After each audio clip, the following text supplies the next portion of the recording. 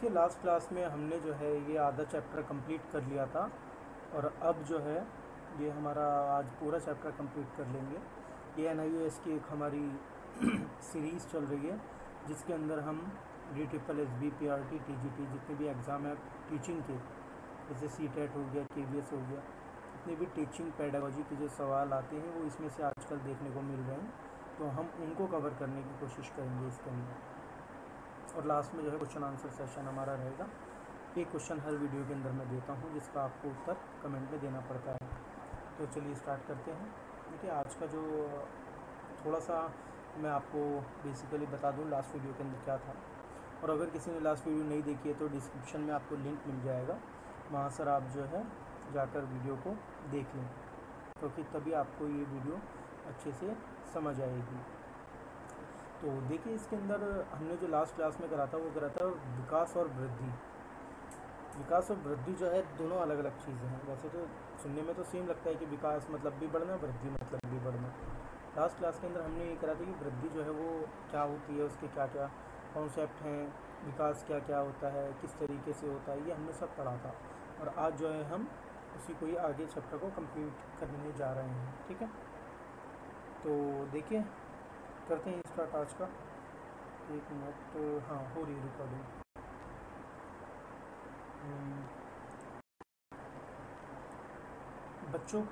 बच्चों की वृद्धि एवं विकास में शिक्षक की भूमिका, यानी ये कह रहा है कि शिक्षक की भूमिका क्या रहेगी, टीचर की भूमिका क्या रहेगी। एक शिक्षक विभिन्न सामाजिक, आर्थिक और सांस्कृतिक पृष्ठभूमि के बच्चों को एक साथ मिलता है, जिनमें विभिन्न आयु के स्तरों और उनके बीच निश्चित प्रकार की व्यक्तिगत भिन्नता होती है। आपको ये बात तो मालूम ही होगी कि जाहिर सी बात है, अगर हम एक क्लास के अंदर जा रहे हैं पढ़ाने के लिए तो हर बच्चा कुछ ना कुछ डिफरेंस होगा उसके अंदर। किसी की लैंग्वेज अलग होगी, यानी किसी की बोली अलग होगी, लैंग्वेज में बोली अलग होगी, किसी की बोली अलग होगी, किसी का सब कुछ अलग अलग देखने को मिलता है हमें। तो ये सांस्कृतिक पृष्ठभूमि से, ठीक है, सबका अलग हो सकता है। कोई भी किसी भी धर्म का हो सकता है कोई साउथ का बच्चा जो है दिल्ली में पढ़ने के लिए आएगा तो उसे क्या क्या होगा, ठीक है, वो चीज़ है। व्यक्तिगत विभिन्नता होती है। समाज के एक एजेंट के रूप में शिक्षक बच्चों के व्यवहार में इच्छित परिवर्तनों को लाने में उत्तरदायी है, ताकि वे राष्ट्रीय विकास की प्रक्रिया को तीव्र करने में एक अच्छा नागरिक के उत्तरदायित्व को सहारा दे सके। ये तो आप समझ ही रहेंगे इतना। विकास के अध्ययन का दूसरा चरण है भूत से वर्तमान यानी भूतकाल और वर्तमान काल की बात हो रही है। इसकी सततता और वर्तमान को इसके भूत के इतिहास से समझा जा सकता है। विद्यालय जाने से पहले बच्चा अपने घर में उसी पर्यावरण से अद्भुत अनुभवों को संचित कर सकता है। अब क्वेश्चन जो बनेगा वो इसी में से बन जाता है कि विद्यालय जाने से पूर्व, यानी विद्यालय जाने से बच्चा पहले अपने घर और पड़ोसी में पर्यावरण से अद्भुत अनुभवों को संचित कर सकता है। क्वेश्चन क्या बनेगा, विद्यालय जाने से पूर्व बच्चा जो है वो अद्भुत अनुभवों को संचित करता है, तो वो किस चीज़ से वो करता है। तो ऑप्शन जो आएगा उसके अंदर वो कुछ भी आ सकता है। तो ऑप्शन के अंदर आपको ये देखने को मिलेगा घर और पड़ोसी पर्यावरण, ठीक है। तो सबसे पहले मैं आपको बता दूं, अगर इसमें भी ऑप्शन आ जाए कि ऑप्शन ए घर, ऑप्शन बी पड़ोसी, ऑप्शन सी पर्यावरण, ऑप्शन सी या इनमें से कोई नहीं, इसका उत्तर होगा घर, ठीक है। और अगर ये तीनों आ जाएँ, लास्ट में लिखा जाए ये सभी, तो इसका उत्तर होगा ये सभी। तो इस तरीके से हमें उत्तर देने होते हैं, जो प्रभावी तरीके से औपचारिक शिक्षा करने के लिए बहुत लाभदायक है। 1 मिनट रुकिएगा ज़रा, चलिए। बच्चों के बीच व्यक्तिगत विभिन्नताएं शिक्षा में एक महत्वपूर्ण भूमिका निभाती हैं। एक शिक्षक को अपनी कक्षा के प्रत्येक बच्चे की अंतः शक्तियों और क्षमताओं का अवश्य जानना चाहिए, ताकि वे व्यक्ति और समाज के लाभ के लिए उनका अधिकतम लाभ उठा सके। शिक्षक को वृद्धि एवं विकास के सिद्धांत और लक्षणों के मूल अवश्य को जानना चाहिए, जो बच्चा सामंजस्यपूर्ण विकास के लिए प्रभावी निर्देश प्रदान करने के विभिन्न आयु स्तरों से विविध विकासात्मक आयामों में बढ़ता है। ये आप समझ गए होंगे इतना जितना मैंने पढ़ा अभी तक ये, ठीक है। इसमें से क्वेश्चन बन रहा है, एक मैंने आपको बताया अभी, वो क्वेश्चन इसमें से बन रहा है, ठीक है। तो हो सकता है इसी में से ही क्वेश्चन बने। ऐसे इंपॉर्टेंट तो ये सारा ही है, ठीक है, तो आप सारा ही लेकर चलिए। एक अच्छा शिक्षक और बच्चे के वर्तमान जीवन को उसके संपूर्ण भविष्य में इस प्रकार योगदान देता है। अब हम नीचे पॉइंट पढ़ेंगे किस प्रकार योगदान देता है। सबसे पहले नंबर पर है शिक्षक के मनोभाव, समझ और मनन तथा समुदाय में परिवार के स्थान की स्वीकृति इसकी एकता और इसके आर्थिक स्थायित्व के माध्यम से सुरक्षा के लिए बच्चे की ज़रूरतों से मिलता है। प्रयत्न को प्रोत्साहित करने में पर्याप्त सफलता के बाद, या आप एक बार खुद ही कर लीजिएगा, ठीक है, ये इतना इम्पोर्टेंट नहीं है। इम्पोर्टेंट जो होता है वो मैं बता दिया, ये इम्पोर्टेंट कर लीजिए, सारांश इम्पोर्टेंट है। जो भी हमने अब तक का पढ़ा है उसके अंदर क्या क्या है इस चैप्टर के अंदर। एक बच्चे की वृद्धि और विकास एक वयस्क रूप में होता है। अब देखिए क्वेश्चन इसी में से बनेगा, एक बच्चे की वृद्धि और विकास किस रूप में होता है, तो एक वयस्क रूप के रूप में होता है, ठीक है, इतना नॉर्मल है। वृद्धि ऊंचाई और वजन में परिवर्तन है, बिल्कुल है। वृद्धि मैंने आपको लास्ट क्लास में बताया था, वृद्धि दिखाई दे सकती है, ऊंचाई दिखाई दे सकती है, बिल्कुल। वज़न भी दिखाई दे सकता है कि हाँ भाई इसका 5 किलो वज़न बढ़ा है या 5 किलो वज़न घटा है, ठीक है। जबकि विकास कार्य और चरित्र में परिवर्तन है। आनुवंशिकता और पर्यावरण एवं विकास को प्रभावित करते हैं। विकास के विभिन्न स्तर हैं, शैशव, प्रारंभिक बचपन, बालिका बचपन और किशोरावस्था। देखिए आप, ये है विकास के कितने स्तर हैं। सबसे पहले तो विकास के जो स्तर हैं वो है शैशव, प्रारंभिक बचपन है और बालिका बचपन है और किशोरावस्था है। ये 4 स्तर हैं विकास के। इन स्तरों के दौरान एक बच्चा शारीरिक, मानसिक, भावनात्मक और नैतिक रूप से विकसित होता है। एक शिक्षक को इन स्तरों के दौरान बच्चों के लक्षणों को समझना चाहिए और बच्चों की विविध व्यक्ति ज़रूरतों को ध्यान में रखकर उपयुक्त शिक्षण विधियों का विकास करना चाहिए और प्यार, इसमें प्रोत्साहन के द्वारा उनकी वृद्धि में विकास को प्रोत्साहित करना चाहिए। जब टीचर पढ़ा रहा है तो जाहिर सी बात है, अब इसके अंदर क्या कह रहा है कि व्यक्तिगत ज़रूरतों को ध्यान में रखकर बच्चों को पढ़ाना चाहिए। ये नहीं कि आप लेक्चर मेथड से ही पढ़ाए जा रहे हैं, बच्चों को कुछ समझ नहीं आ रहा। मैं अपना ही एग्जांपल देता हूँ। मैं एमसीडी स्कूल में जो है टीचर हूँ, तो वहाँ पर क्या होता है, अब कोई बच्चे होते हैं जिनकी पावर बहुत तेज़ होती है कि वो बहुत जल्दी समझ जाते हैं, कुछ ऐसे होते हैं जो धीरे धीरे समझते हैं। तो हमें उनकी ही तरह है समझाना पड़ता है, हंसकर समझाना पड़ता है, खेल कर समझाना पड़ता है, ऐसे समझाना पड़ता है, कभी कभी उनकी भाषा में भी समझाना पड़ता है। प्रगति जांच के उत्तर, चलिए तो इम्पोर्टेंट नहीं है इतना।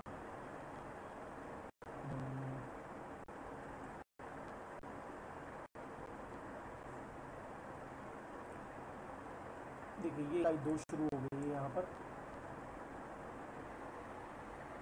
आनुवंशिकता एवं वातावरण। आनुवंशिकता आपको पता ही होगी क्या है, और वातावरण भी आप सभी जानते हैं क्या होता है। प्रस्ताव में एक बार हम पढ़ लेते हैं कि हम इसके अंदर क्या क्या पढ़ने के लिए जा रहे हैं। विद्यालय स्तर पर कार्यरत शिक्षकों के रूप में आपको अवश्य ध्यान देना चाहिए कि यदि गमकर्ता संकल्पनाओं का अधिगम भिन्नता पूर्वक करते हैं। अधिगमकर्ताओं में से कुछ शीघ्रता से सीखते हैं और कुछ अन्य धीरे धीरे। उदाहरण के लिए फूल या एक पौधे का आरेख खींचने के एक केस लेते हैं। आपको ऐसे क्या देखिए ये इम्पोर्टेंट है। यहाँ से आपकी उनकी लिखावट या विद्यालय विषयों में शैक्षिक उपलब्धि की एक विविधता अवश्य अवलोकित किया होगा। ऐसी विविध अनुक्रियाओं के क्या कारण हो सकते हैं, ये क्वेश्चन बनता है सीधा। एक स्वीकार्य उत्तर देना कठिन होता है। इस प्रश्न के उत्तर में आप 2 स्पष्ट कारण हो सकते हैं, वो है कौन? आनुवंशिकता और पर्यावरण, ठीक है। आगे देखते हैं क्या कह रहा है। बच्चे की समझ के प्रथम इकाई में वृद्धि एवं विकास को प्रभावित करने वाले कारकों से संबंध क्षेत्र का विस्तृत वर्णन किया गया है। यह इकाई आनुवंशिकता और पर्यावरण की भूमिका पर केंद्रित करेगा। यह जो इकाई है वो किस पर मेन जो हमारा वो रहेगा, जिस पर हम स्टडी करने वाले हैं, वो मेन क्या रहेगा, सेंटर जो बेस है वो क्या रहेगा, बेस जो है वो है आनुवंशिकता और पर्यावरण। आनुवंशिकता को एक आंतरिक कारक के रूप में, पर्यावरण को एक बाह्य कारक के रूप में विचारित किया गया है। ये इम्पोर्टेंट है।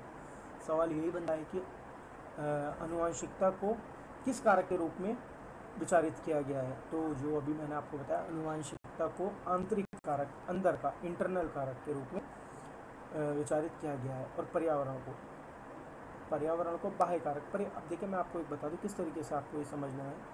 आनुवंशिकता यानी कि जो भी चीज़ हमें हेरिडिटी से मिली है, वंशानुक्रम जिसे हम बोल देते हैं, ठीक है। और यहाँ पर कह रहा है ये, इसके अतिरिक्त आप विद्यार्थी अधिगम को साध्य करने के शिक्षण में, बहस संगठन में आनुवंशिकता और पर्यावरण के शैक्षिक तात्पर्यों के बारे में भी सीखेंगे। देखते हैं अब आगे। आनुवंशिकता का अभिप्राय। आनुवंशिकता निषेचित अंडाणु में उपस्थित संभावित विशेषताओं का संपूर्ण योग है। विशेषताएं जिन्हें बच्चे अभिभावकों से वंशानुगत प्राप्त किया है आनुवंशिकता कहलाती है। जैसे कि अभी मैंने बताया, वंशानुक्रम से जो चीज़ें मिली हैं। अभिप्राय जानने के बाद एक व्यक्ति आनुवंशिकता की बनावट के बारे में जानना अनिवार्य है। जैविक रूप से वह कैसे जन्म लेता है, जिनकी एकमात्र कोशिका से शुरू कर देता है। संकल्प सिद्धांत। नर और मादा जनन कोशिकाओं के संयोग से अंडाणु निषेचित होता है। निषेचित अंडा जो है उसको क्या बोलते हैं, जाइगोट के रूप में जानते हैं। अब देखिए ये क्वेश्चन भी बन सकता है बिल्कुल जीएस के अंदर कि निषेचित अंडा जो होता है नर और मादा के अंदर, जनन कोशिका के अंदर जो जनन कोशिकाएं होती हैं उनके अंदर, उसको हम बोलते हैं जाइगोट। ठीक है, क्या बोलते हैं, जाइगोट। जाइगोट के रूप में जाना जाता है। ये आपने पढ़ाई होगा, जाइगोट होता है। जाइगोट अगला क्रम जो होता है वो 46 क्रोमोसोम्स होते हैं। कितने होते हैं क्रोमोसोम्स, यानी गुणसूत्र होते हैं 46। कितने होते हैं 46। तो आप एक याद कर लीजिए 46। 23 आते हैं नर से और 23 आते हैं मादा से। ठीक है, 23 आते हैं मर्द से और 23 आते हैं औरत से। तो ये टोटल कितने हो गए 46 क्रोमोसोम। ठीक है, प्रत्येक गुणसूत्र में लगभग 40 से 100 जीन होते हैं। जीन विशेष गुणों के विकास के लिए उत्तरदायी। तो पीटरसन के शब्दों में, पीटरसन एक साइकोलॉजिस्ट के शब्दों में आनुवंशिकता को इस प्रकार परिभाषित किया गया है कि अपने अभिभावकों के पैतृक भंडार का क्या प्राप्त है। डॉगलस और हॉलैंड कहते हैं आनुवंशिकता से अभिभावकों और पूर्वजों से व्युत्पन्न शारीरिक चरित्र कार्यों या क्षमताओं को संपूर्ण संरचनाएं होती हैं। एफ.एल. रेश ने कहा है आनुवंशिकता को जैविक रूप से संचालित कारकों का संपूर्णता से विचार करते हैं जो शरीर की संरचनाओं को प्रभावित करता है। अधिगम ये इतना इम्पोर्टेंट नहीं है, ये आप एक बार पढ़ लीजिएगा केस अध्ययन में। ठीक है, ये इम्पोर्टेंट है। ठीक है, एक मिनट ज़रा रुकिएगा, मैं बता ही देता हूँ। फ्लेचर एक महान जो नृत्यज्ञ थे और पियानो वादक थे। ये इंपॉर्टेंट हो सकता है, यहीं से क्या पता क्वेश्चन कुछ भी क्वेश्चन दे सकता है भाई। DSSS भी बिल्कुल पागल है, कुछ भी उठा के दे देगा कहीं से भी, तो हमें कहीं भी ढील नहीं छोड़नी है। तो फ्लेचर जो थे वो एक महान मैथमेटिशियन थे और जो है पियानो वादक थे, यानी पियानो बजाते थे। और उनकी पत्नी जो थी वो मेघना थी। अंतर्राष्ट्रीय स्तर पर लोकप्रिय एक हिंदुस्तानी शास्त्रीय गायिका है। उनके 2 बच्चे हैं। बेटा जो है आर्यन का, बेटे का नाम है आर्यन, जो है 15 साल का है, जो विज्ञान और गणित अध्ययन में बहुत अधिक रुचि रखता है। वह वाद्य संगीत में भी रुचि रखता है। उसने पहले ही संगीत को राष्ट्रीय स्तर की कुछ चैंपियनशिप जीती हैं। उनकी एक 12 वर्षीय पुत्री जो है वो कटरीना है। वह संगीत और अंग्रेजी साहित्य से बहुत अधिक रुचि रखती हैं। दोनों बच्चे विद्यालय अध्ययन में श्रेष्ठ हैं, जो अपने सभी विद्यालय विषयों में लगभग 96 अंक प्राप्त करते हैं। इससे पता चलता है हेरिडिटी। वंशानुक्रम में उन्हें क्या मिला है, वंशानुक्रम में उन्हें मिला है शास्त्रीय। ठीक है, उन्हें क्या मिला है, देखिए आप, जैसे कि मैंने आपको बताया कि वो जो है गणित में भी रुचि रख रहा है, विज्ञान में भी रुचि रख रहा है और वाद्य संगीत में भी रुचि रख रहा है। तो जो वाद्य संगीत है ये हो सकता है उससे जो है हेरिडिटी से मिली हो। ठीक है, उपयुक्त केस के अध्ययन सहायता से लोग प्रश्न उत्तर दें। वातावरण का अभिप्राय, आप सभी जानते हैं वातावरण क्या होता है। पर्यावरण का अभिप्राय प्रेरण संपूर्णता से है, जो कि व्यक्ति के चारों ओर बिना कुछ भी प्राप्त किए अवयव से टकराता है, जो पर्यावरण कहा जा सकता है। एनेस्टैक्सी के अनुसार पर्यावरण सब कुछ है जो व्यक्ति के जीवनों के अतिरिक्त व्यक्ति को प्रभावित करता है। डॉगलस और हॉलैंड के अनुसार पर्यावरण बाह्य शक्तियों, कई बार क्या होता है डेफिनेशन यूज किया जाती है पूरी की पूरी हो सकता है कि इसके ये लिख देंगे पर्यावरण बाह्य शक्तियों, प्रभावों और स्थितियों का समुच्चय है जो जीवन, प्रगति, व्यवहार, वृद्धि एवं विकास को प्रभावित करता है। तो हो सकता है कि यही पूछ ले किसके अनुसार है, तो हॉलैंड के अनुसार है, डॉगलस और हॉलैंड के अनुसार। ठीक है, डॉगलस और हॉलैंड के अनुसार है ये जो अभी हमने पढ़ा है। पर्यावरण में विविध प्रकृति को शक्तियाँ जैसे भौतिक, सामाजिक, नैतिक, भावात्मक, आर्थिक, राजनीतिक, सांस्कृतिक शक्तियाँ होती हैं। एक अनुकूल वातावरण बच्चे की जन्मजात योग्यताओं को पोषित करता है। गिलबर्ट के अनुसार पर्यावरण तात्कालिक पर्यावरण में कुछ भी है जो एक वस्तु से इस पर प्रत्यक्ष प्रभाव डालता है। ठीक है, आनुवंशिकता के पक्ष में तर्क। जुड़वा का अध्ययन 2 प्रकार के जुड़वा बच्चे होते हैं, समरूप और भ्रातर सुलभ जुड़वा। समरूप जुड़वा एक अंडाशय से विकसित होते हैं और जो भात्र सुलभ जुड़वा वो दो पृथक अंडाणु के अंकुरण से उत्पन्न होते हैं। समरूप जुड़वा जो है एक दूसरे के सदृश होते हैं और हमेशा ही एक लिंग के होते हैं, जबकि भ्रातृ सुलभ जो है जुड़वा वास्तव में इस समय पर केवल एक भाई और एक बहन ही होते हैं। ये भी इम्पोर्टेंट है। थॉर्नडाइक, न्यूमैन, फ्रीमैन और बिंगफील्ड और अन्य दूसरों ने जुड़वा अध्ययन किया तो उन्होंने निष्कर्ष निकाला कि व्यक्तिगत विभिन्नता उत्पन्न करने में आनुवंशिकता एक महत्वपूर्ण कारक है। एक दूसरा अध्ययन विंगफील्ड के द्वारा गया जिसका निष्क्रिय निम्नलिखित है। एक तो ये था विवरण करा है बुद्धि लब्धि और उनके बीच अंतर संबंधों के गुणमान। बुद्धि लब्धि तो आपको पता ही है, ठीक है, IQ लेवल से हम बोलते हैं। समरूप जुड़वा उनका 0.90 और ये भात्र सुलभ जुड़वा का 0.70। सहेदरों का ये मैं आपको अगली वीडियो के अंदर बताऊंगा किस तरीके से क्या क्या होता है, ठीक है।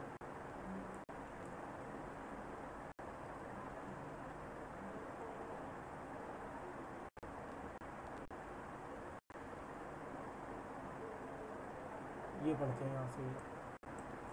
आनुवंशिकता एवं पर्यावरण के सापेक्षिक अभिप्राय। आनुवंशिकता को जैविक रूप से संप्रेक्षित कारकों की संपूर्ण परिभाषित किया गया जो शरीर की संरचना को प्रभावित करता है और पर्यावरण स्थितियों को संपूर्णता है जो व्यवहार को प्रेरित करता है एवं या व्यवहार में आधुनिकता यानी कि बदलाव लाने का कार्य करता है। आनुवंशिकता और पर्यावरण दोनों एक व्यक्ति के जीवन में महत्वपूर्ण हैं, दोनों विकास के निधिरिक हैं। रॉस के अनुसार एक व्यक्ति के जैविक, मनोविज्ञान और सामाजिक विकास के निर्धारण करने में अभिव्यक्त की गई है H/E/T=DN, जो क्या है आनुवंशिकता x पर्यावरण x, यानी आनुवंशिकता x पर्यावरण x समय इक्वल टू एक व्यक्ति के व्यक्तित्व का विकास स्तर, ठीक है। ये जो फॉर्मूला है इससे कहने का मतलब ये है कि या तो आनुवंशिकता या पर्यावरण अकेले कार्य करते हैं, एक व्यक्ति में होने वाले विकास के लिए आवश्यक है, ठीक है।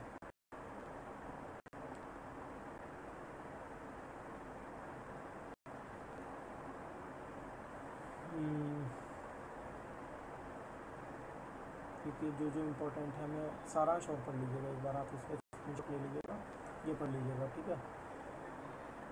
आनुवंशिकता किसी व्यक्ति के जन्म के साथ मिले गुणों का योग है। ये देखिए बीच में इम्पोर्टेंट निकल गया था। किसी व्यक्ति के जन्म के साथ जो भी गुण मिले हैं वो आनुवंशिकता में आते हैं। गुण कुछ ऐसा होता है कि बीमारियां भी मिल जाती हैं हेरिडिटी के अंदर, और कुछ गुण भी मिल जाते हैं, जैसे कि मान लीजिए एक माँ बाप है, माँ या बाप में किसी एक की आँखों का रंग जो है वो ब्राउनिश है, भूरी है, उसकी आँखें एक तरीके से मान लीजिए भूरी हैं, तो बच्चे की भी जो बच्चा उसका होगा उसके चांस ऐसे बनते हैं कि उसके भी आँखों का रंग जो है वो भूरा होगा। समझ गए थे? तो यही एक हेरिडिटी है जो चलती आती है। वातावरण के अंतर्गत सभी कारक हैं जो बच्चों को सीखने के लिए प्रभावित करते हैं, ठीक है।